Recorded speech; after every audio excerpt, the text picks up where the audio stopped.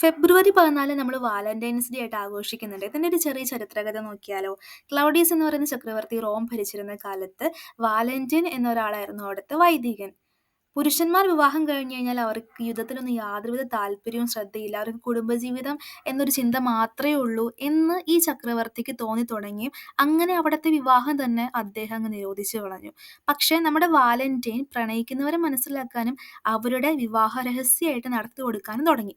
ഇതറിഞ്ഞ ചക്രവർത്തി വാലന്റൈനെ ജയിലിലടച്ചു. ജയിലറുടെ അന്ധയായിട്ടുള്ള മകളുമായിട്ട് വാലന്റൈൻ പ്രണയത്തിലാവുകയും ചെയ്തു. അവരുടെ തീവ്രമായിട്ടുള്ള ഒരു വിശ്വാസവും പ്രണയത്തിന്റെ ശക്തിയൊക്കെ കൊണ്ട് പെൺകുട്ടിക്ക് കാഴ്ചയും ലഭിച്ചു.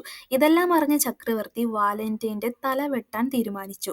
അങ്ങനെ ഫെബ്രുവരി 14 എന്നുള്ള ഒരു ദിവസത്തിലാണ് അത് ചെയ്തത്. അതിന് മുൻപ്, ആ മരണത്തിന് കീഴടങ്ങുന്നതിന് മുൻപ് വാലന്റൈൻ ആ ഒരു പെൺകുട്ടിക്ക് ഒരു കത്ത് കൊടുക്കുകയുണ്ടായി. അതിനകത്ത് എഴുതിയൊരു സെന്റൻസ് എന്ന് പറയുന്നത് ഫ്രം യുവർ വാലന്റൈൻ എന്നായിരുന്നു. അപ്പോൾ നമ്മുടെ വാലന്റൈൻ്റെ പ്രണയത്തിൻ്റെ ആ ഒരു തീവ്രമായ ഈ കഥയുടെ ഓർമ്മയുടെ പേരിലാണ് ഫെബ്രുവരി 14 വാലന്റൈൻസ് ഡേ ആയിട്ട് ആഘോഷിക്കുന്നത്.